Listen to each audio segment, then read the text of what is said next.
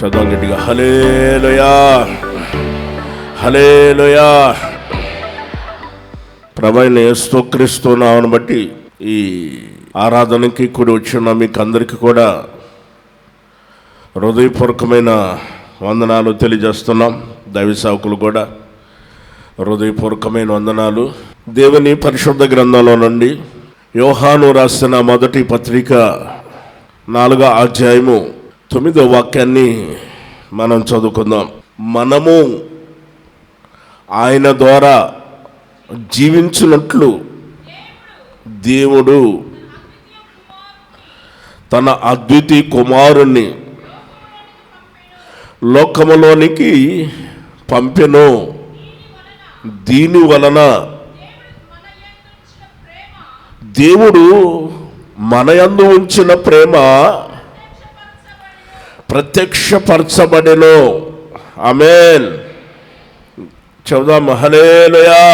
దేవుని యొక్క పరిశుద్ధ గ్రంథంలో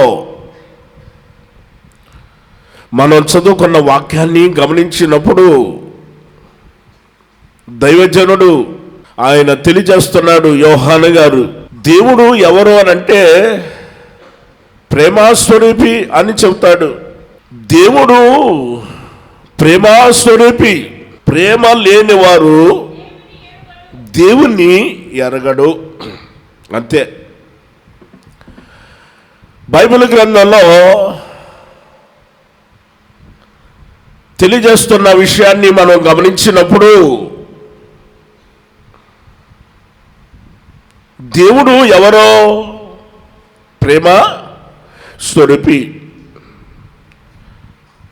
ప్రేమ లేని వారు అసలు వాళ్ళు దేవుణ్ణే ఎరిగిన వాళ్ళు కాదని. అది ఏ ప్రేమ అనంటే క్రీస్తు ప్రేమ. లోక ప్రేమ కాదు. లోక ప్రేమ మత్సర పడుతుంది, అధైర్యపడుతుంది. లోక ప్రేమ దోషం ఉంటుంది, అనేకమైన అనర్థాలకు దారితీస్తుంది. లోక ప్రేమ నరకానికి, పాతాళానికి ఈడ్చుకుంటూ పోతుంది. లోక ప్రేమ. మనము అక్కడ రాయబడి ఉన్న విషయాన్ని మనం గమనించినప్పుడు దేవుని యందు జీవించినట్లు అని రాస్తుంది 9వ వాక్యంలో. ఈ 4వ అధ్యాయంలో 9వ వాక్యాన్ని మనం గమనించినప్పుడు దైవజనుడు ఆయన తెలియజేస్తున్నాడు, మనము ఎవరి యందు? మనము దేవుని యందు జీవించినట్లుగా. మనుషుల యందు కాదు, లేకపోతే మరొకరి యందు కాదు, మరి దేని యందు కాదు. మనము దేవుని యందు జీవించినట్లుగా. దేవుడు ఏం చేశాడు అని అంటే అక్కడ రాయబడి ఉన్న విషయాన్ని మనం చూసినప్పుడు 9వ వాక్యంలో తన అద్వితీయ కుమారుణ్ణి ఈ లోకానికి ఆయన పంపించాడు. దీని వలన దేవుని యొక్క ప్రేమ మన ఎడల ప్రత్యక్షపరచబడెను. దేవుని యొక్క ప్రేమ మనలో, మన యందు ప్రత్యక్షపరచబడింది. దేవుని ప్రేమ ఈనాడు ఎక్కడ చూసినా కానీ ప్రతి సంవత్సరం కూడా డిసెంబర్ నెల వచ్చింది అనంటే క్రైస్తవులందరికీ హడావుడిగా ఉంటుంది. ఎందుకనంటే పండగ పండగ పండగ పండగ అని పండగ చేసుకుందామని. మనం ఎలాగైనా సరే పండగ ఖచ్చితంగా చేసుకోవాలి. అందరూ చేసుకుంటున్నారు, ఆయా పండగలు జరుగుతున్నాయి. మనం కూడా ఒక పండగలు జరగాలి. ఆ పండగ మన ఎడల పండగ జరగాలని ఆలోచన చేస్తున్నారు. ఎప్పుడు ఆయన యొక్క ప్రేమ మన ఎడల ప్రత్యక్షపరచబడినప్పుడే ఆ పండగ అనేది మన జీవితంలో కలుగుతుంది. ఓరకనే పిండి వంటలు వండుకొని చేసుకోవద్దని కాదు, క్రొత్త బట్టలు కుట్టించుకోవద్దని కాదు, కుట్టించుకుంటారు కాదంటలేదు. క్రైస్తవునికి, నిజమైన క్రైస్తవునికి ప్రతిరోజు పండగే. ఆమేన్. మిగిలిన వాళ్ళు చెప్పరా, అలిగారా? మేము పండగ చేసుకుంటామండి పాస్టర్ గారు, మీరేంటండి ఎంతలోనే వచ్చి సైకిల్ టైర్కి గాలి తీసినట్టు గాలి తీసేశారు, మనం గాలి తీశారు. ఏంటండి పాస్టర్ గారు, అల్లులు చెప్పమంటే ఎక్కడ చెబుతామండి? కానే కాదు. కానీ దేవుని ప్రేమ మన ఎడల ఎందుకు ప్రత్యక్షపరచబడింది అని అంటే, మొదట మనం ఆయన యందు జీవించాలని, ఆ తర్వాత తన అద్వితీయ కుమారుడు, ఏకైక కుమారుడు ఒక్కడే అని రాస్తుంది మూలవాక్యంలో. మూల భాషలో ఉంటుంది ఆ మాట, పైన అంకేసి ఉంటుంది. అద్వితీయ కుమారుడు అనే దగ్గర అంకేసి ఉంటుంది, మూల భాషలో క్రింద రాసింది ఒక్కడే కుమారుడు. తన కుమారుణ్ణి లోకానికి ఆయన పంపాడు. ఇందులో ప్రేమ ఉంది తెలుసా? ఇందులో ప్రేమ ఉన్నది. ప్రేమ మన ఎడల ప్రత్యక్షపరచబడింది. నాకు ప్రేమ ఉంది, నాకు ప్రేమ ఉంది, నాకు ప్రేమ ఉందని ఎలా ప్రత్యక్షం అవ్వాలి? ప్రత్యక్షం కావాలి, కళ్ళు ఎదుట కనపడాలి. మన కన్నుల ఎదుట ప్రత్యక్షం అవ్వాలి, కనపడాలి. కనపడాలి అంటే ఆ ప్రేమ, తండ్రి ప్రేమ మన ఎడల ప్రత్యక్షం అవ్వాలంటే, అది కనిపించాలంటే ఎలా? దేవుని ప్రేమ మన ఎడల ప్రత్యక్షం అవుతుంది అని అంటే దానికి కారణం తన అద్వితీయ కుమారుణ్ణి ఈ లోకానికి మన కోసం పంపించాడు. Praise the lord. తన అద్వితీయ కుమారుణ్ణి లోకానికి పంపించడం వల్ల ప్రేమ మన ఎడల ప్రత్యక్షమైన. మనుషులు ప్రేమ వ్యర్థం. మనుషుల యొక్క ప్రేమ డమ్మమైనది, మత్సరపడుతుంది, అధైర్యపడుతుంది, మోసకరమైనది మనుషుల ప్రేమ. దేవుని ప్రేమ నిరంతరం ఉంటుంది, శాశ్వత కాలం ఉంటుంది. ఆమేన్. హల్లెలూయా. దేవుని ప్రేమ శాశ్వత కాలం ఉంటుంది. ఆకాశము గతించిన, భూమియే గతించిన, నా మాటలు ఎన్నడను గతింపవు, నా ప్రేమ మారదు అని చెప్పాడు ఆయన. ఆయన ప్రేమ ఇప్పటికీ మారలేదు. అదే ప్రేమ. మనుషుల్లో ప్రేమ మారుతూ ఉంటుంది. ఈరోజు ఒక రకంగా ఉంటుంది, రేపు ఒక రకంగా ఉంటుంది ప్రేమ. మనుషుల్లో ప్రేమ ఈ రోజున ఎగిరి పడతారు. ఆ ఎగిరినోళ్ళు ఏంటి చెప్పరు, ఎగిరినోళ్ళు కాస్త మరుసటి రోజున సతికిల పడిపోతారు, కింద పడిపోతారు. లోక సంబంధమైన ప్రేమ డంబమైనదిగా కనపడుతుంది. చాలామంది లోక ప్రేమలు చూసుకొని మోసపోతున్నారు. జరిగిన విషయాలు చెప్పి మిమ్మల్ని జాగ్రత్త చేయాలని మా ఆశ.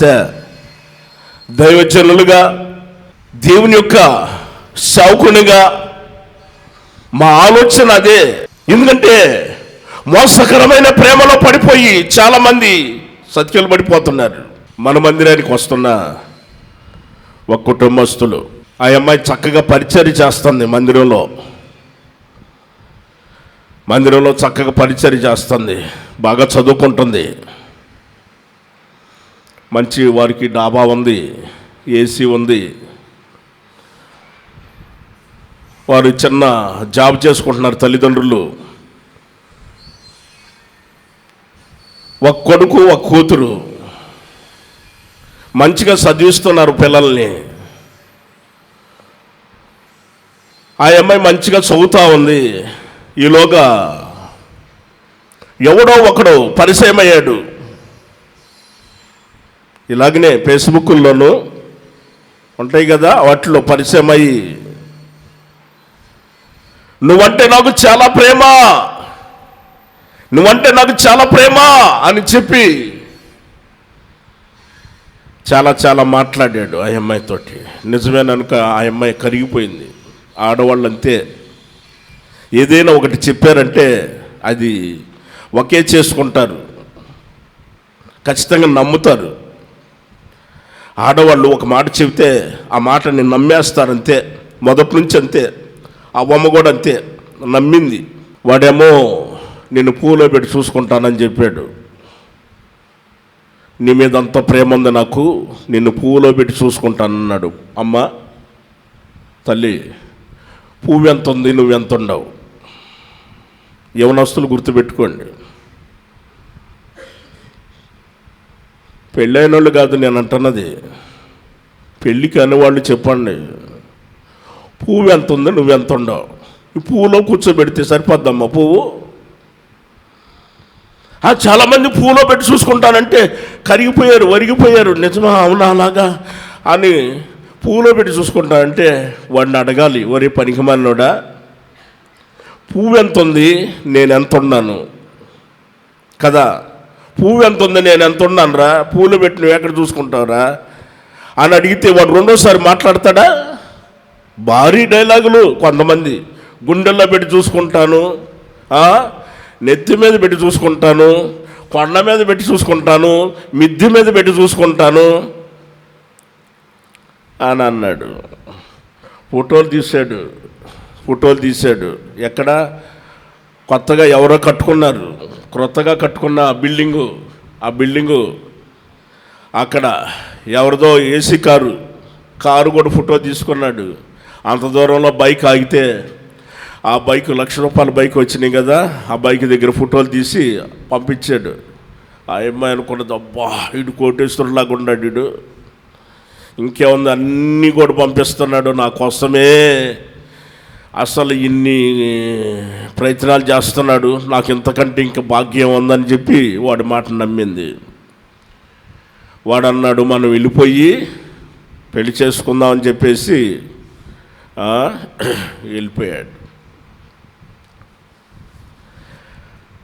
వాళ్ళు ఒక పాటను నమ్మారంట, లోక సంబంధమైన పాటలు, లోక సంబంధమైన ప్రేమలో. అమ్మ దోమలో మానేసేయండి బాబు, లోక సంబంధమైన ప్రేమలో దోమలో ఆపేసుకోండి. లోక సంబంధమైన పాటలు విని చాలామంది పాడైపోతున్నారు. వాడు చూపించాడంటే పాట పంపించాడంట, ఎగిరిపోతే ఎంత బాగుంటుందని పాట పంపించాడంట ఆ అమ్మాయితో. ఆ అమ్మాయి పంపించేసరికి ఎగిరిపోతే బాగుంటుంది అనుకొని, నిజమేనని మనకు రెక్కలు వచ్చినాయి కదా, 20 సంవత్సరాలు వచ్చినాయి, రెక్కలు వచ్చినాయి, బలం వచ్చింది, శక్తి వచ్చింది, ఆరోగ్యం వచ్చింది. ఇప్పుడు ఎగిరిపోతే బాగుంటుందని వెంటనే వాళ్ళు ఎగిరిపోయారు. ఎగిరిపోయిన తర్వాత పెళ్లి చేసుకున్నారు. పెళ్లి చేసుకున్న తర్వాత తీసుకొని వచ్చాడు. ఎక్కడ? అదే పెద్ద ఇల్లు ఉంది కదా, ఆ ఇంట్లోకి తీసుకొచ్చాడు. తాటాకులు పాక, బిల్డింగ్ కాదు, అది వేరే వాళ్ళది. తాటాకులు పాక, ఈ పాకాలో తీసుకొచ్చాడు. ఏంటిది ఇక్కడ తీసుకొచ్చావనంటే, ఇదే మన రాజభవనం ఇదే అని అన్నాడు. ఏంటి రాజభవనం? ఆ రోజు బిల్డింగ్ చూపించావు కదనంటే, అది మనది కాదు, వేరే వాళ్ళది అన్నాను. మరి కారు అని చెప్పా, అది కారు మనది కాదు. మరి బైకు కూడా మనది కాదు, మరి ఎవరిది? అది వేరే వాళ్ళే. నమ్మొద్దమ్మా, మోసపోవద్దు తల్లి. దైవ సేవకులుగా మీకు దండం పెట్టి చెబుతున్నాం, పురుషులైనా స్త్రీలైనా దండం పెట్టి చెబుతున్నాం. పిల్లలు జాగ్రత్తగా ఉండండి. కన్న తల్లిదండ్రులు మిమ్మల్ని కనిపించి గొప్ప చేసి మీకు మంచి వరుడు కావాలని, మంచి వధువు కావాలని వాళ్ళు మంచి సంబంధాన్ని చూసి మీకు పెళ్లి చేస్తారు. అంతవరకు మీరు అణిగి మణిగి చక్కగా మీరు తగ్గించుకొని చక్కగా దేవుని యొక్క అడుగు జాడలో నడిపించబడుతూ దేవుని యందు భయభక్తులు కలిగి మీరు నడిపించబడండి. తల్లిదండ్రుల యొక్క మాటకి విధేయులుగా ఉండండి. మీరు దీవించబడతారు, ఆశీర్వదించబడతారు. ఆమేన్. ఆ అమ్మాయి నాకు చెప్పి ఏడ్చింది, భయంకరంగా ఏడ్చింది. జీవితం ఎట్లాగైపోయిందన్నా, నా జీవితం ఎట్లాగైపోయిందన్నా. ద్వారబంధనం లేదు, తలుపులు లేవు, ఒక కిటికీ లేవు. పాకాకి ఏమంటాయండి చెప్పండి? ఒక ద్వారబంధనం లేదు, కిటికీలు లేవు, ఏమండి ఏమీ లేవు. ఒక ఫ్యాన్ కూడా లేదు, ఏసీ కాదు కదా, ఫ్యాన్ కూడా లేదమ్మా. ఎంత పాకకి ఫ్యాన్ ఎక్కడ పెడతారు చెప్పు? మనిషి నిలబడేదానికి అవకాశం లేకపోతే ఫ్యాన్ ఎక్కడ పెడతారు? ఏసీ ఎక్కడ పెడతారు? గ్యాస్ కూడా లేదమ్మా, నా మాటిను. స్టవ్ కూడా లేదు అక్కడ, కట్టెల పొయ్యే.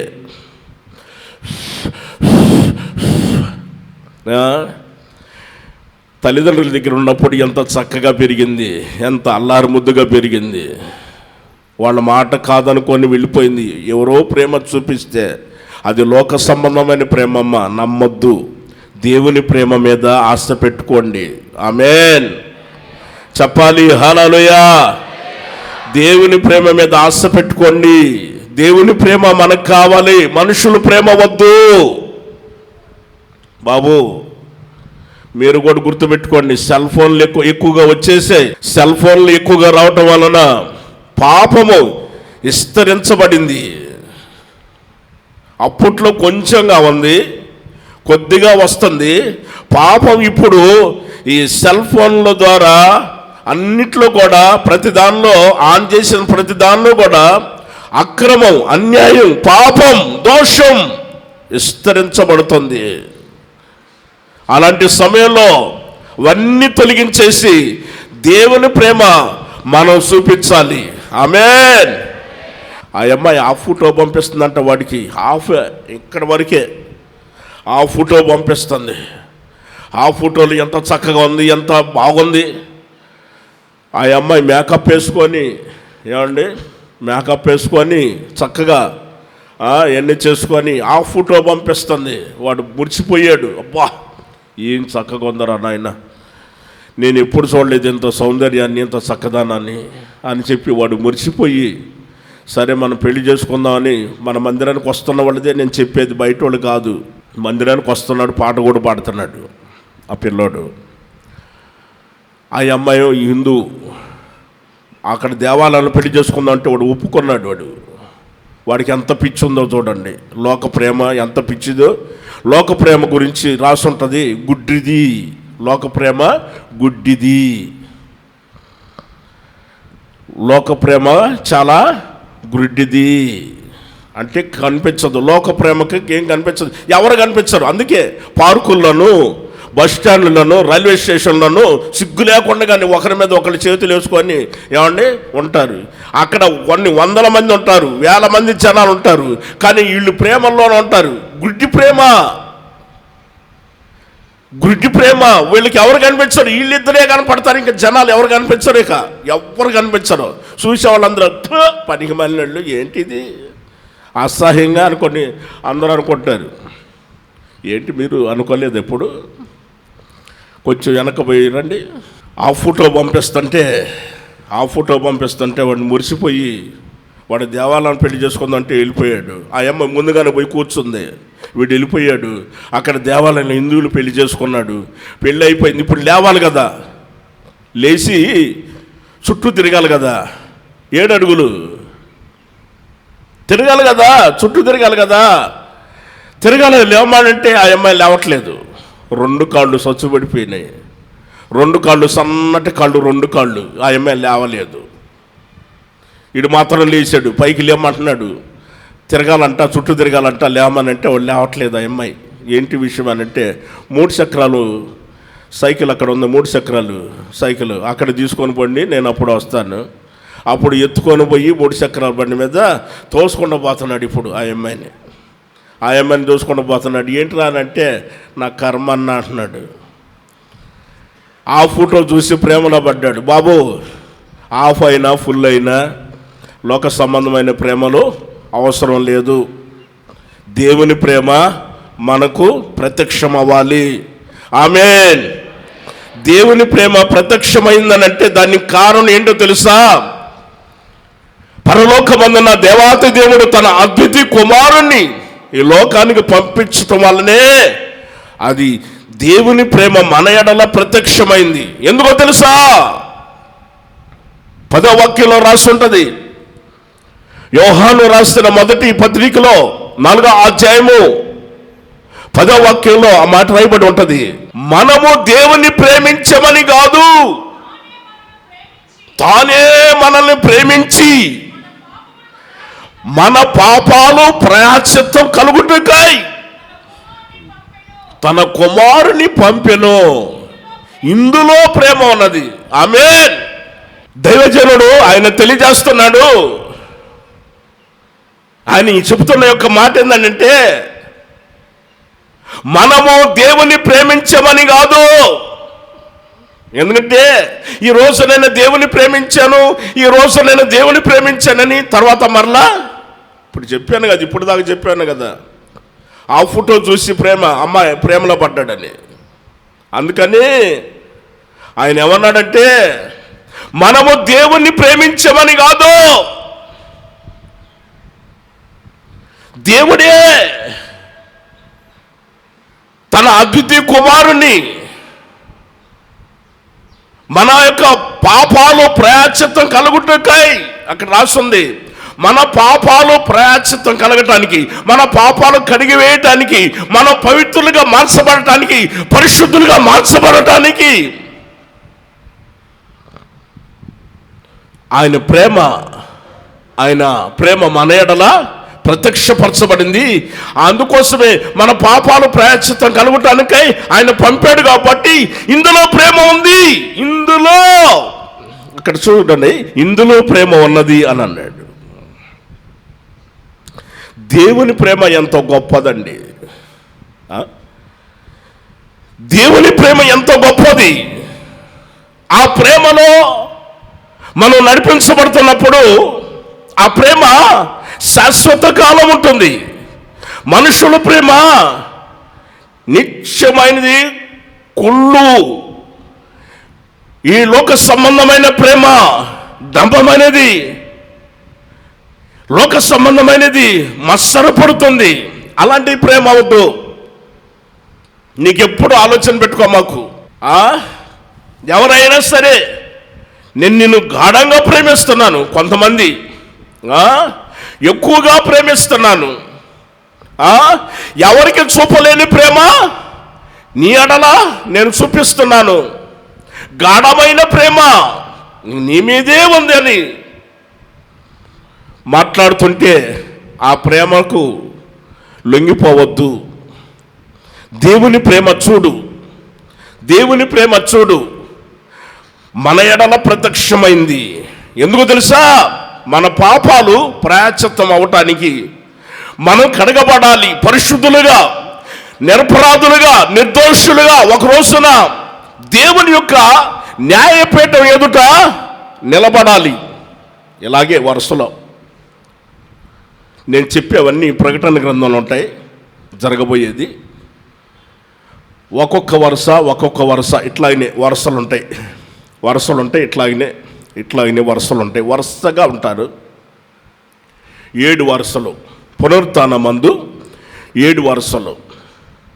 మొదటి వరుసలో క్రీస్తు మన ప్రభు అయిన యేసయ్య, ఆ తర్వాత మారు మనసు పొందిన వాళ్ళు, ఆ తర్వాత పాత నిబంధన, ఆ తర్వాత బలుల ద్వారా, ఆ తర్వాత శుద్ధీకరణ ఉన్నాయి కదా.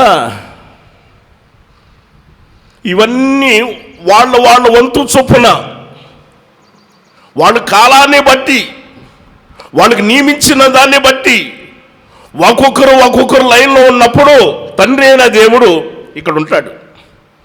జడ్జి 3 గ్రంథాలు ఇవ్వబడతాయి. గొర్రె పిల్ల జీవ గ్రంథం వేరొక గ్రంథం, 3 గ్రంథాలు ఇవ్వబడతాయి. ఈ గ్రంథాలలో మన పేర్లు రాయబడతాయి. ఎప్పుడు? మారు మనసు పొంది పాప క్షమాపణ నిమిత్తం బాప్తిస్మం పొందినప్పుడు నీ పేరు దైవజనుడు ఎప్పుడైతే పేరు పెడతాడో ఆ పేరు అక్కడ రాయబడి ఉంటుంది. అందుకే యేసయ్య అన్నాడు,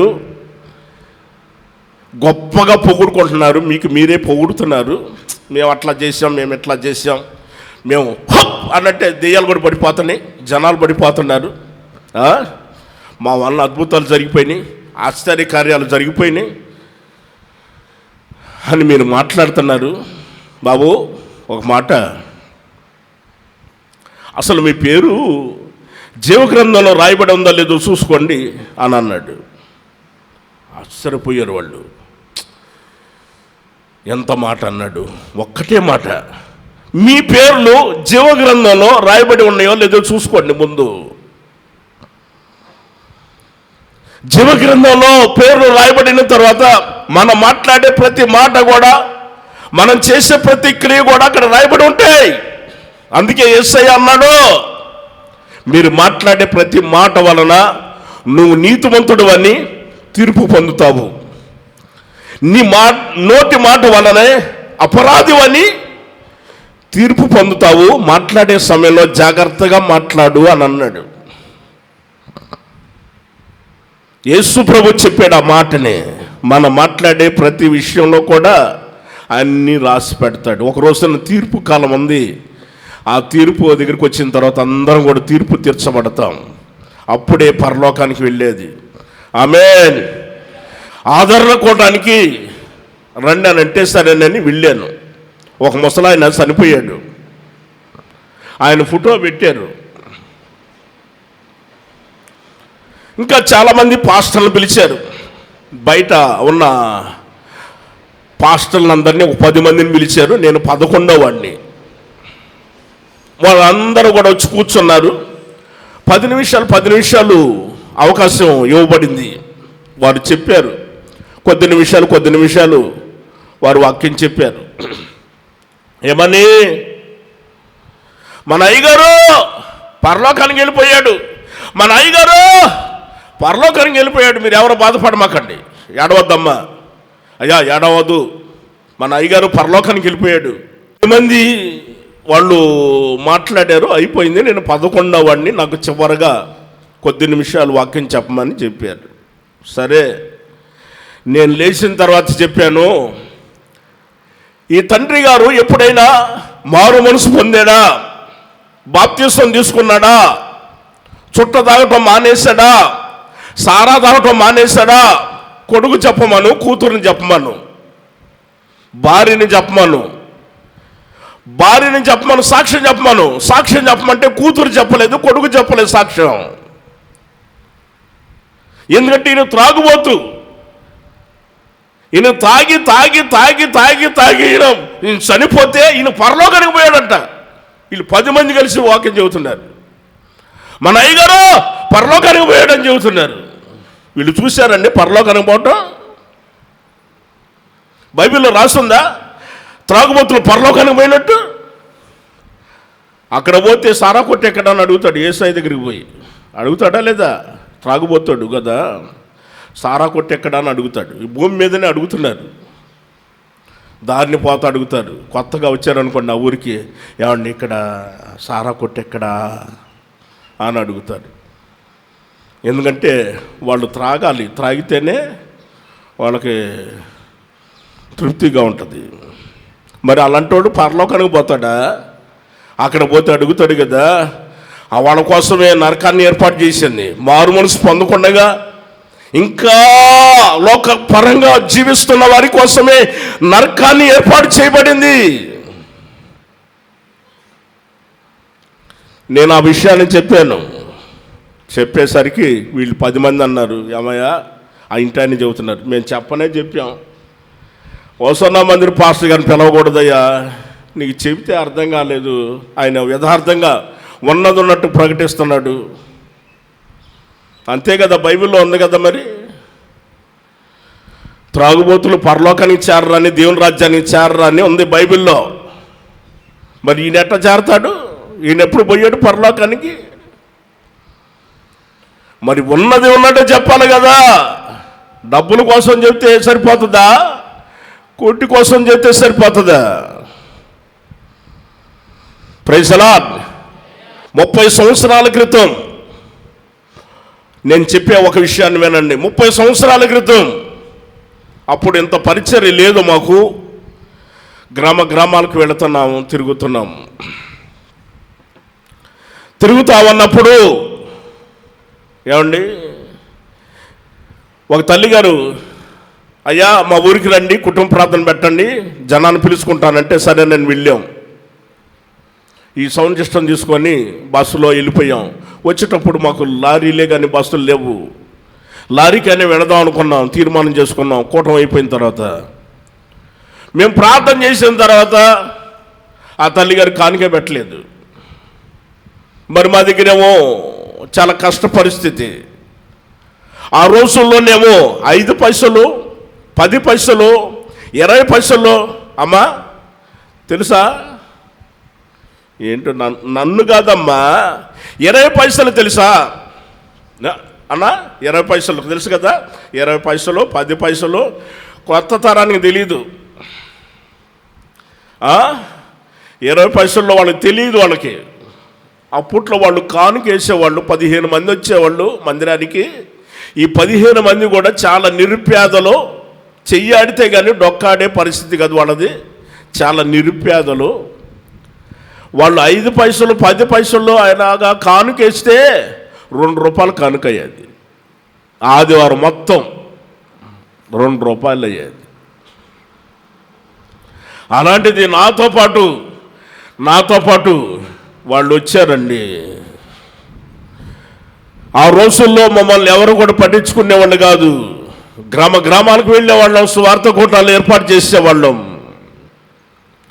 అన్నం పెట్టకపోతే దారులు వెళుతున్నప్పుడు పంపులు ఉంటాయి కదా, అవి వెంటనే దారి పక్కనున్న పంపులు నీళ్లు కొట్టుకొని కడుపు నిండా నీళ్లు తాగేవాళ్ళం. కడుపు నిండా నీళ్లు తాగి, ఇవే మనకి మటన్ బిర్యానీ, ఏంటి చెప్పరు, చికెన్ బిర్యానీ, మటన్ బిర్యానీ, ఇదే దేవా నా కడుపు నిండా నీళ్ళు ఇచ్చినందుకు నీకు స్తోత్రం అనుకునేవాళ్ళం. ఈ రోజున కొంచెం అన్నం తక్కువైందంటే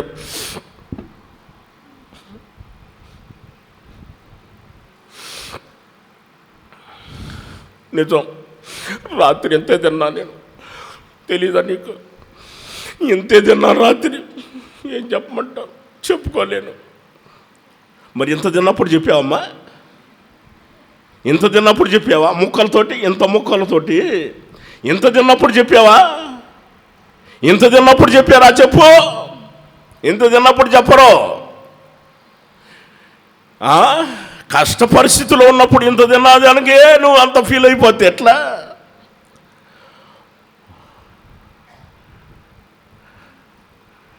పంపించేసింది ఆ తల్లి.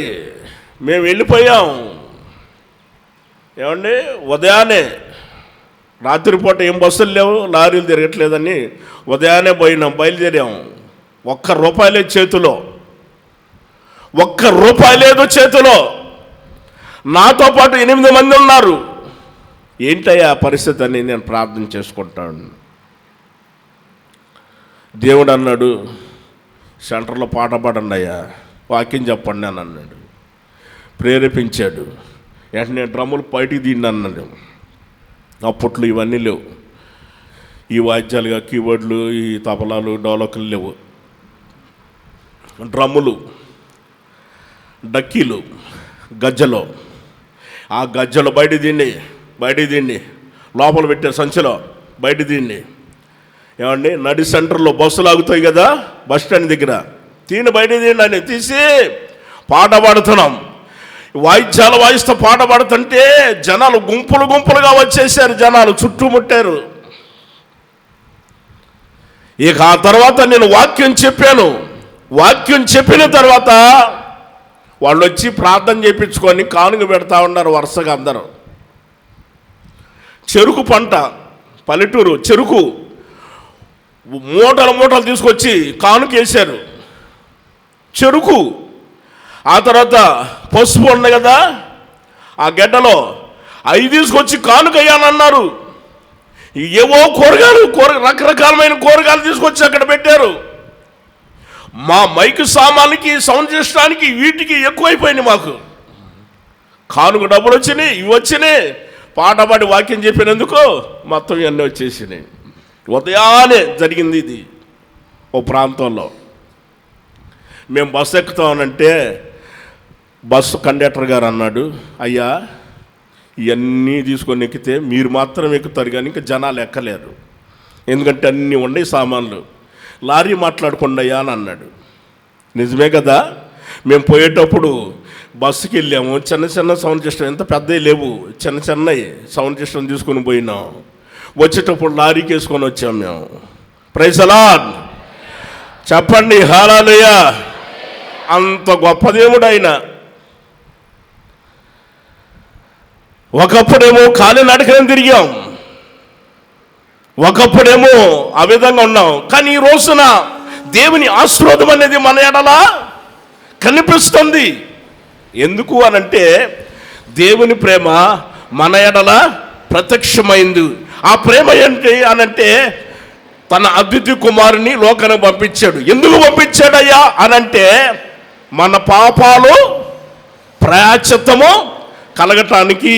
ఆమేన్ చెప్పాలి, హల్లెలూయా.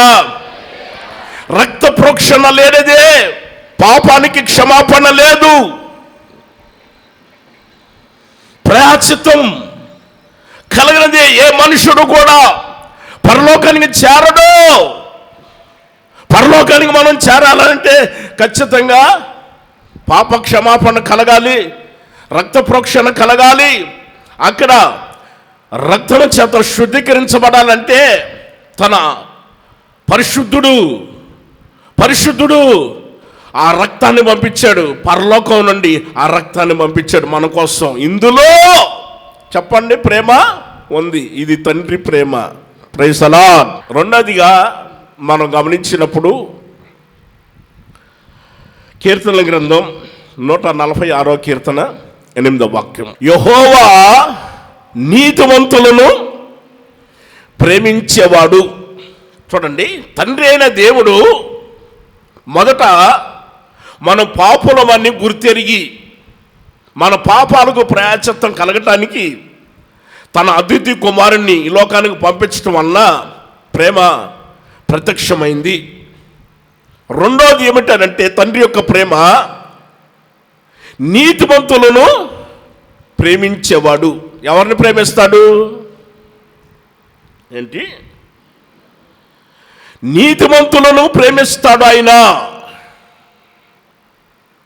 ఇప్పుడు గతంలో ఆయన భూలోకాన్ని చూడటానికి వచ్చాడు. 6వ అధ్యాయంలో ఆదికాండం. దేవుడు భూలోకాన్ని చూడటానికి వచ్చినప్పుడు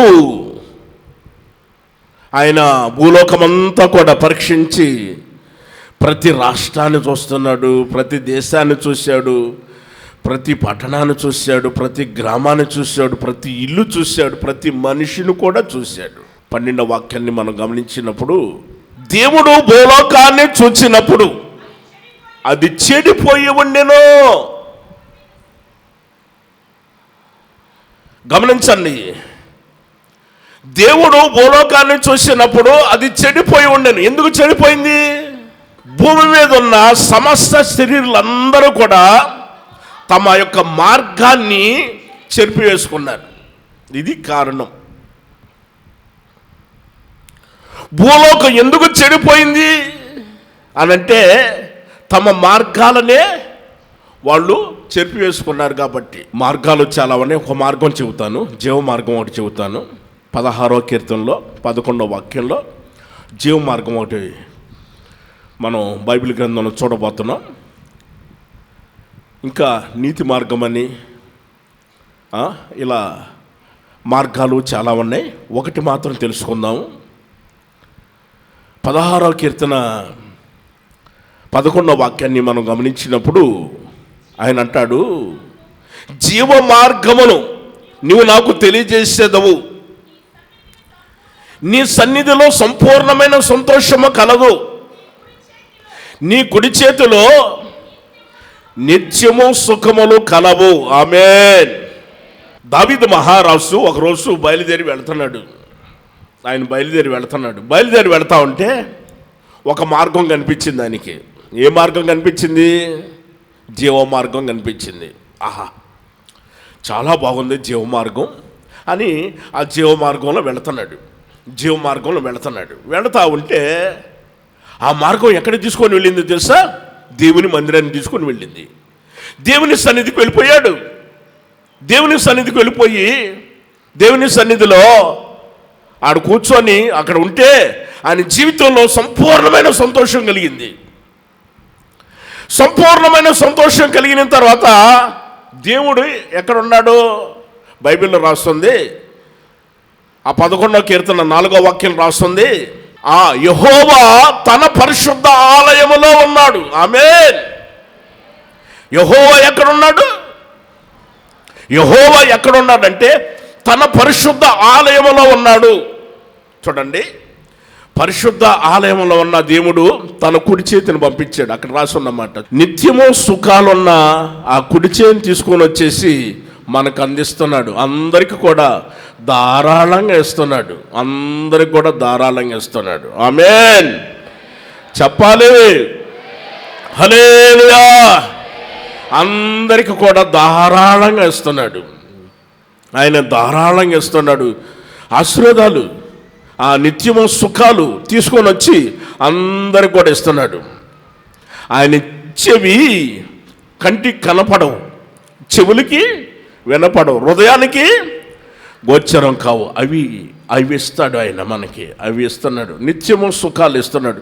చాలామంది అంటారు, నేను ఎలా బ్రతుకుతున్నా నాకే తెలియట్లేదు, నా కుటుంబం ఎలా బ్రతుకుతుందో నాకే అర్థం కావట్లేదు అన్నాను. నువ్వు దేవుని మందిరానికి వచ్చావమ్మా.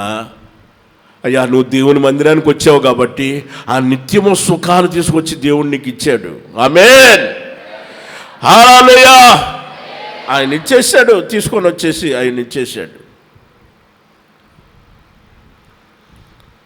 అందరికీ కూడా ఆయన పంచుతున్నాడు, ధారాళంగా పంచుతున్నాడు. కూటమి పెట్టుకున్నప్పుడు పలహారం ఎవరైనా పెట్టారనుకోండి, ఏమనుకోమాకండి, నేను చెబుతున్నానని. పంచేవాళ్ళు ఎవరైనా ఉంటే ఏమనుకోమాకండి.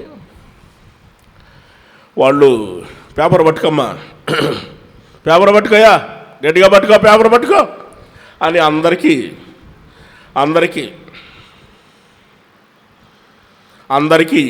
పలహారాన్ని పంచుతున్నారు. వాళ్ళోళ్ళు కనిపించారనుకోండి, రక్త సంబంధికులు వాళ్ళోళ్ళు కనిపించారనుకోండి అని వాళ్ళోళ్ళు కనిపిస్తేనేమో ఇంత పెద్ద చేతితోటి పలహారాన్ని పెడతాడు. అందరికేమో ఇంత పెడతాడు. ఎవరికి అమ్మాకండి, ఇంతంత పెడతాడు. అందరికేమో ఇంతంత, మిగిలిన వాళ్ళకేమో వాళ్ళకేమో ఇంతంత. కడుపు మండిపోతుంది. కూర్చున్నారు కానీ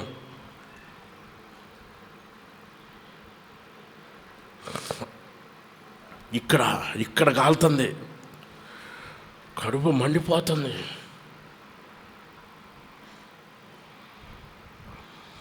మాకేమో ఇంత, వాళ్ళకేమో ఇంత.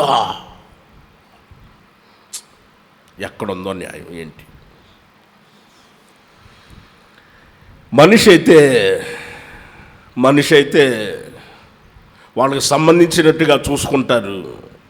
కానీ మన తండ్రి ఉన్నాడే, పరమ తండ్రి అలాంటి వాడు కాదు. అందరికీ కూడా ధారాళంగా పంచుతున్నాడు. అందరికీ ధారాళంగా ఇస్తున్నాడు. నిత్యము సుఖాలు ఆయన చేతిలో ఉన్నవన్నీ కూడా అందరికీ పంచుతున్నాడు ఆయన. Praise the lord. చెప్పాలి హల్లెలూయా.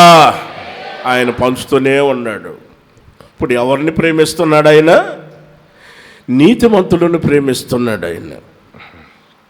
నీతిమంతులను ప్రేమిస్తున్నాడు. ఎవరయ్యా నీతిమంతులు అనంటే, మొదటగా పాత నిబంధన ప్రకారంగా నమ్మటం వలన నీతిమంతులుగా మార్చబడతారు. ఆదికాండంలో రాయబడి ఉన్న వాక్యాన్ని మనం ఒకసారి గమనించి చూస్తే, అతడు యెహోవాను నమ్మెను, నీతిగా ఎంచెను. నమ్మటం వలన నీతిగా ఎంచెను. కారణం ఏమిటనంటే, ఒక రోజున అబ్రహాము చాలా కుమిలిపోతున్నాడు. గుడారంలో ఉండి చాలా బాధపడుతున్నాడు. తండ్రి, నువ్వు పిలిచావు, నేను వచ్చాను. నా పని వాళ్ళందరికీ పిల్లలు ఉన్నారు, నువ్వు అన్ని విషయాల్లో నన్ను ఆశీర్వదించావు, సంతానం లేదు, నా ఇంటి పెద్ద దాసుడు నా ఆస్తికి వారసుడు అవుతాడా అని దేవుణ్ణి అడుగుతున్నాడు. దేవుడు అంటాడు, అబ్రమా భయపడకము, నేను నీకు కేడం, నీ బహుమానం అత్యధికం చేస్తాను అని అన్నాడు. ఏమిచ్చావు నాయన అత్యధికం చేసేదానికనంటే, దేవుడు అంటాడు, ఒకసారి బయటికి రా, బయటకు వచ్చి ఆకాశ నక్షత్రాలు లెక్కబెట్టు అన్నాడు. లెక్క పెట్టలేకపోయాడు. నా వల్ల కాదయ్యా అన్నాడు. అంత విస్తారంగా నీకు పిల్లల్ని ఇస్తున్నాను అని అన్నాడు. ఆమేన్ చెప్పాలి, హల్లెలూయా. అంత విస్తారంగా నీకు పిల్లల్ని ఇస్తానంటే అబ్రహాము ఆ మాటను నమ్మాడు. అప్పటికి ఆయన వయసు ఎంత? 99 సంవత్సరాలు. 99 సంవత్సరాలకి పళ్ళుంటాయా? కూర్చున్న వాళ్ళు లేవగలుగుతున్నారా? ఇప్పటికి 40-50 సంవత్సరాలు కలిగిన వాళ్ళు కూర్చున్న వాళ్ళు లేవలేకపోతున్నారు. ఆయన విషయం ఎందుకమ్మా, మన గురించి చెప్పుకుందాము. కూర్చునేదానికి కూర్చోవటానికి కష్టం అవుతుంది, లేచేదానికి లేచి నిలబడలేకపోతున్నాము, ఎక్కువసేపు నిలబడలేకపోతున్నాము. అంత ఇబ్బందిగా ఉంది, ఈ వయసుకే ఇబ్బందిగా ఉంది. మరి 99 సంవత్సరాలు అంటే ఆయనకి ఎలా ఉంటుంది? ఆ వయసులో కూడా సంతానం ఇస్తానంటే అబ్రహాము నమ్మాడు. నమ్మటం వలన దేవుడు ఏం చేశాడంటే నీతిమంతుడిగా మార్చాడు. పాత నిబంధన ప్రకారంగా. కొత్త నిబంధనకు వచ్చేసరికి ప్రభువు మార్చారు. ఎలా మార్చాడు అని అంటే, మత్తయి సువార్త 3వ అధ్యాయంలో బాప్తిసం ఇచ్చే యోహాను యోర్దాను నది దగ్గర బాప్తిసం ఇస్తున్నారు. బాప్తిసం ఇస్తుంటే అక్కడ యేసు ప్రభు కూడా బాప్తిసం తీసుకోవాలని వెళ్ళారు. వెంటనే బాప్తిసం ఇచ్చే యోహాను యేసు ప్రభును గుర్తుపట్టి, ఇదిగో లోక పాపాల మోసుకొని పో దేవుని గొర్రె పిల్ల అని యేసు ప్రభును చూపించి మాట్లాడాడు. ఆయన నీళ్ళల్లో దిగేసరికి బాప్తిసం ఇచ్చే యోహాను అన్నాడు, ఏంటయ్యా నువ్వు దేవుని కుమారుడివి, నేనే నీ దగ్గర బాప్తిసం పొందాలి కదా, నువ్వేంటో నా దగ్గరికి వచ్చావని అన్నాడు. యేసయ్య అంటాడు 3వ అధ్యాయంలో 15వ వాక్యంలో, ఇప్పటికి కానేమో నీతి యావత్తు ఇలాగూ నెరవేర్చుట మనకు తగి ఉన్నది. ఆమేన్ చెప్పాలి, హల్లెలూయా. యేసయ్య చెబుతున్నాడు, ఇప్పటికి కానేమో నీతి యావత్తు ఇలాగూ నెరవేర్చుట మనకు తగి ఉన్నది. అంటే బాప్తిసం పొందటం వలన నీతిమంతులుగా మార్చబడతారు. కనుక మనం ఏం చేయాలి అని అంటే, ఖచ్చితంగా ఇంకా ఎవరైనా మారు మనసు పొందకపోతే మారు మనసు పొందండి, బాప్తిసం తీసుకోండి. క్రొత్త సంవత్సరంలో బాప్తిస్తాలు ఇవ్వబడతాయి. బాప్తిసం తీసుకోండి. నువ్వు దేవుని యొక్క సొంత బిడ్డగా మార్చబడాలి, నీతిమంతుడిగా నీతిమంతురాలుగా మార్చబడాలి. అప్పుడు ఆయన నిన్ను ప్రేమిస్తాడు. నిన్ను ప్రేమించటమే కాదు, నిన్ను ఖచ్చితంగా దేవుడు అత్యధికంగా నిన్ను అభివృద్ధి చేయాలనుకున్నాడు. ద్వితీయోపదేశ ఖండంలో 7వ అధ్యాయంలో 13వ వాక్యాన్ని మనం గమనించినప్పుడు ఆ మాటని చెబుతాడు. దైవజనుడైన మోషే ఇశ్రాయేలు జనాన్ని ఉద్దేశించి వారితో మాట్లాడాడు. ఈ రోజున పరిశుద్ధాత్మ దేవుడు మనల్ని ఉద్దేశించి ఆయన మాట్లాడుతున్నాడు. ఆయన నిన్ను ప్రేమించి అదిగో ఆశీర్వదిస్తున్నాడు, అభివృద్ధి చేస్తున్నాడు. నీ గర్భఫలాన్ని ఆయన దీవిస్తున్నాడు, నీ భూఫలాన్ని దీవిస్తున్నాడు. ఆమేన్ హల్లెలూయా. పశువుల మందను కూడా ఆయన దీవిస్తున్నాడు, గర్భఫలాన్ని దీవిస్తున్నాడు. నువ్వు పట్టణంలో దీవించబడతావు, నువ్వు పొలంలో కూడా దీవించబడతావు. నీకున్న సస్య శ్యామలం సమస్తం అన్నీ కూడా దీవించబడతాయి. దేవుని ఆశీర్వాదాలండి మనకి కావాలా వద్దా? మనం ఎప్పుడు కూడా దేవుని ఆశీర్వాదాలు పొందుకునేవారమై ఉన్నాము. లోక సంబంధమైన మనకు అవసరం లేదు. అందుకే యాకోబు సమస్తం అన్నీ తీసుకొని వస్తున్నాడా? దేవునితో పెనుగులాడా?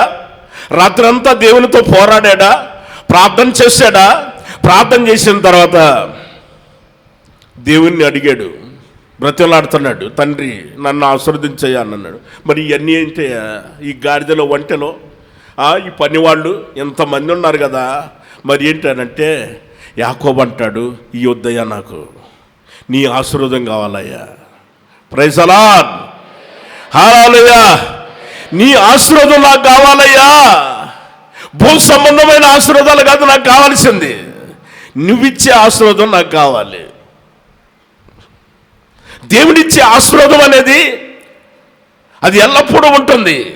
భూమి మీద ఉన్నవన్నీ కూడా అది కరిగిపోతుంటాయి. నిజమండి. భూ సంబంధమైనవన్నీ కూడా తరిగిపోతుంటాయి, కరిగిపోతుంటాయి. దేవుడిచ్చే ఆశీర్వాదాలు ఎల్లప్పుడూ కూడా మనతోనే ఉంటాయి ఎల్లప్పుడూ. Praise the lord. మూడవదిగా అపోస్తలుడైన పౌలు గారు రోమా సంఘానికి పత్రిక రాసినప్పుడు 5వ అధ్యాయము 5వ వాక్యం, ఎందుకు అనగా ఈ నిరీక్షణ మనల్ని సిగ్గుపరచదు,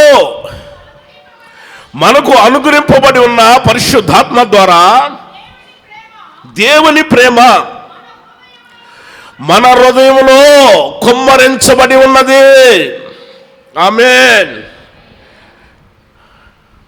ఏంటి ఛార్జింగ్ అంత తగ్గిపోయిందేంటి? బ్యాటరీ ఛార్జింగ్ తగ్గిపోయింది. బ్యాటరీ లో లో లో లో లో లో అని చూపిస్తుంది. అంటే కొద్దిసేపట్లో చెప్పండి, సెల్ ఫోన్ వాడేవాళ్ళు ఎవరు లేరు? అందరు సెల్ ఫోన్ వాడేవాళ్ళు, అందరికి ఉండే సెల్ ఫోన్లు. ఛార్జింగ్ పెట్టుకొని వచ్చాం, వాడుతూ ఉంటే ఛార్జింగ్ తగ్గిపోతుంటుంది సెల్ ఫోన్లో. ఇప్పుడు కూడా ఇక్కడ ఛార్జింగ్ పెట్టుకొని వచ్చాం. ఛార్జింగ్ పెట్టుకుంటూ ఉంటే టైం అయ్యే కొద్దీ వాడే కొద్దీ ఛార్జింగ్ తగ్గిపోతూ ఉంటుంది. ఇక్కడ ఛార్జింగ్ తగ్గిపోతుంది. ఇక్కడ మాత్రం ఛార్జింగ్ పెడుతున్నాం, హృదయంలో మాత్రం ఛార్జింగ్ పెడుతున్నాం. Praise the lord. గట్టిగా చెప్పాలి, హల్లెలూయా. అందుకే అపోస్తలుడైన పౌలు గారు అన్నాడు, దేవుని వాక్యం మీలో సమృద్ధిగా నివసింపనివ్వుడి అని అన్నాడు. కావాలంటే రెఫరెన్స్ రాసుకోండి, చదవని అవసరం లేదు. కొలస్సీలకు రాసిన పత్రిక 3వ అధ్యాయం 16వ వాక్యం చివరి మాట, మీలో క్రీస్తు వాక్యము సమృద్ధిగా నివసింపనివ్వుడి అని అన్నాడు. క్రీస్తు వాక్యం మనలో సమృద్ధిగా ఉండాలి. ఏమండి, సెల్ ఫోను ఛార్జింగ్ ఫుల్గా పెట్టుకుంటాం. ఎక్కడికైనా ప్రయాణం వెళ్ళే సమయంలో ఫుల్ ఛార్జింగ్ పెట్టుకొని పోవాలి, లేకపోతే అయిపోతుందేమో. ఎక్కడ ఛార్జర్, ఎక్కడ సాకెట్ ఎక్కడ ఉంది, ఎక్కడ ఛార్జింగ్ పెట్టుకోవటానికి? ఏమండి, మీరు ఛార్జింగ్ పెట్టుకున్నారా? ఎంతవరకు వచ్చిందండి? అంతవరకు వచ్చింది. తీసేయకూడదు, మాకు అసలు ఏం లేదండి, అసలు అయిపోయిందండి, ఛార్జింగ్ పెట్టుకోవాలండి. ఇక్కడ కూడా ఛార్జింగ్ అయిపోయింది. ఇప్పుడు మరలా ఛార్జింగ్ పెట్టాలి, ఇక్కడ ఛార్జింగ్ పెట్టాలి. కానీ ఇక్కడ హృదయంలో మాత్రం ఛార్జింగ్ పెడుతున్నాం, ఇక్కడ ఫుల్ ఛార్జింగ్ పెడుతున్నాం ఇప్పుడు. Praise the lord. ఇంకోసారి చెప్పండి. చెయ్యెత్తటానికి మహా కష్టమైపోతుంది, తినటానికి మాత్రం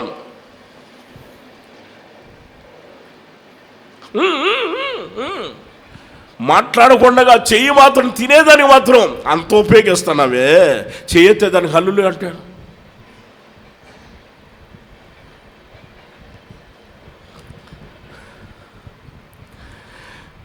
దేవుడు రోజుకి 24 గంటలు కదా, 24 గంటలు కాపాడుతున్నాడు. 6 రోజులు కాపాడాడు. 7వ రోజు దేవుని మందిరానికి వచ్చాము. దేవుడు ఎన్ని నిమిషాలు, ఎన్ని గంటలు మన ప్రయాణాలు, మన పనుల్లోనూ, మన ప్రతి విషయంలో కూడా దేవుడు కాపాడుతూనే ఉన్నాడా? కాపాడిన దేవునికి మనం స్తోత్రాలు చెప్పి హల్లెలూయా చెప్పలేమా? ఒకసారి ఆలోచన చేసుకోండి.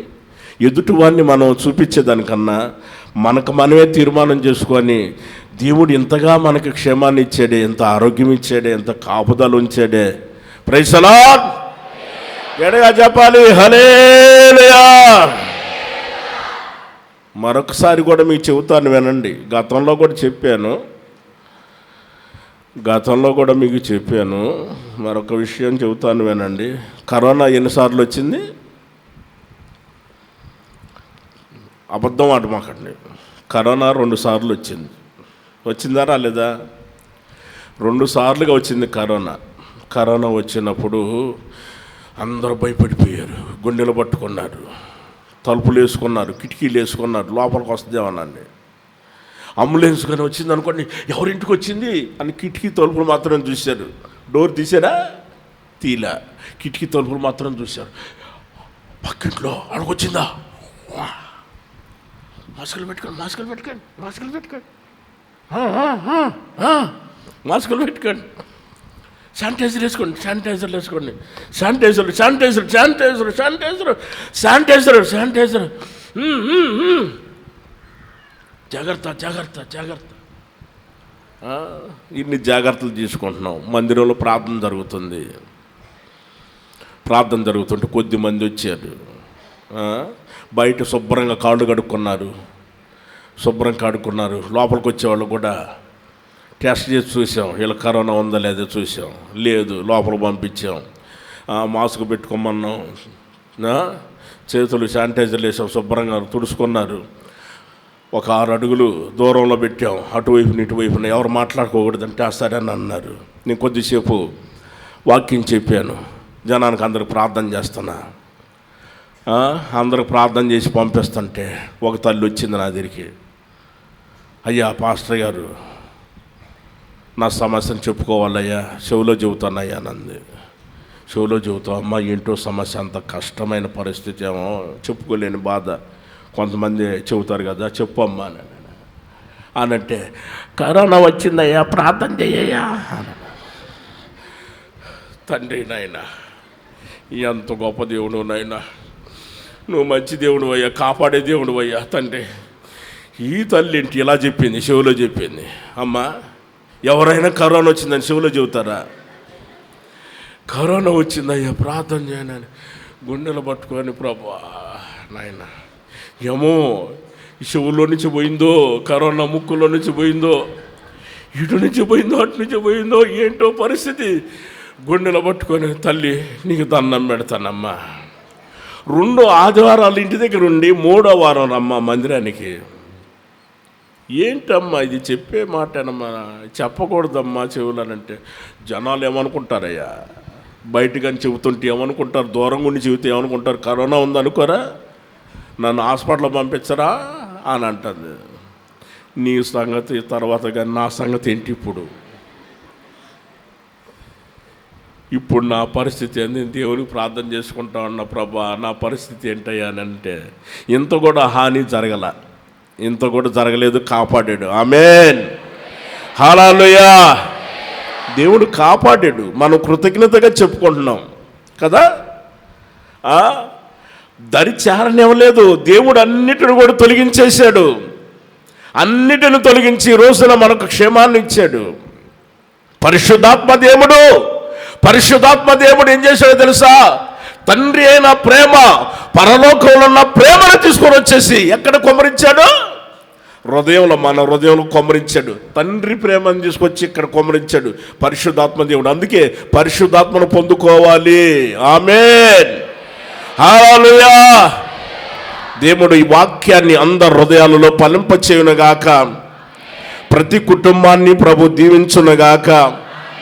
ప్రతి వారిని ప్రభు అభివృద్ధి చేసి ఆశీర్వదించునుగాక.